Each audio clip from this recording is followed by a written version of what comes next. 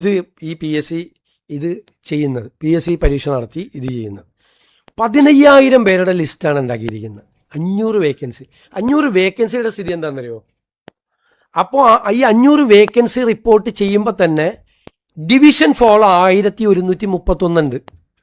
അതായത് ഡിവിഷൻ ഫോളിലൂടെ ജോലി നഷ്ടപ്പെടുന്ന അധ്യാപകരുടെ എണ്ണം അപ്പോൾ 1131. 1131 വരെ നമ്മൾ പ്രൊട്ടക്റ്റ് ചെയ്യണം, വേക്കൻസി ഇല്ലാത്ത. അപ്പോഴാണ് 500 അപ്പോൾ 500 വേക്കൻസി എന്ന് പറയുന്നത് യഥാർത്ഥത്തിൽ 631 പോലും ഇല്ല. മനസ്സിലായില്ലേ?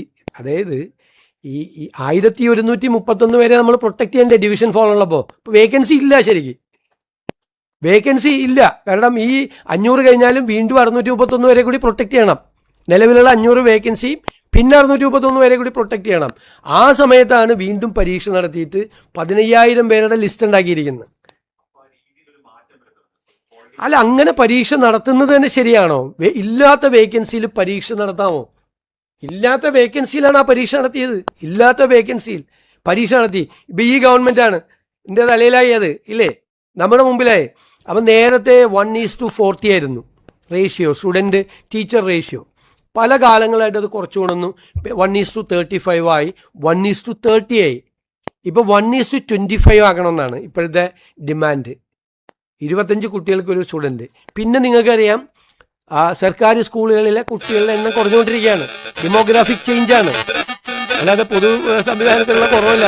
നേരത്തെ തന്നെ കഴിഞ്ഞ ഗവൺമെന്റിന്റെ കാലത്ത് തന്നെ അത് ദൃശ്യമായി തുടങ്ങി. എണ്ണം കുറയാണ്. പല കാരണങ്ങളുമാണ്. റീസൺസ് ജനസംഖ്യ കുറഞ്ഞുകൊണ്ടിരിക്കുന്നു എന്നുള്ളതിന്റെ പ്രശ്നമുണ്ട്.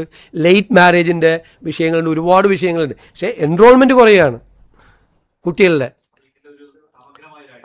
അതുകൊണ്ടാണ് നമ്മൾ 2 മാസം അവരോട് നമ്മൾ ചോദിച്ചത്. ഇവിടെ വ്യാപകമായ ക്രമക്കേടുകൾ നടക്കുന്നു എന്നതിൻ്റെ റിപ്പോർട്ട് കിട്ടിയതിൻ്റെ അടിസ്ഥാനത്തിലാണ് ഗൗരവതരമായ അന്വേഷണം പി എസ് സിയിൽ നടക്കുന്നത്.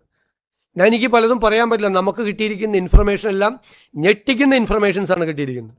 ഷോക്കിങ്. അതുകൊണ്ടാണ് ഞങ്ങൾ അന്വേഷണം നടത്തുന്നത്. ഞാനിപ്പോൾ അന്വേഷണം നടക്കുന്നതിൻ്റെ ഇടയിൽ ഞാൻ അതിനെക്കുറിച്ചൊരു കമൻറ്റ് പറയുന്നത് ശരിയല്ല. വളരെ ഗുരുതരമായ ആരോപണങ്ങൾ വന്നതിൻ്റെ അടിസ്ഥാനത്തിലാണ് ഇങ്ങനൊരു അന്വേഷണം, ഗൗരവത്തോടു കൂടിയൊരു അന്വേഷണം നടക്കുന്നത്.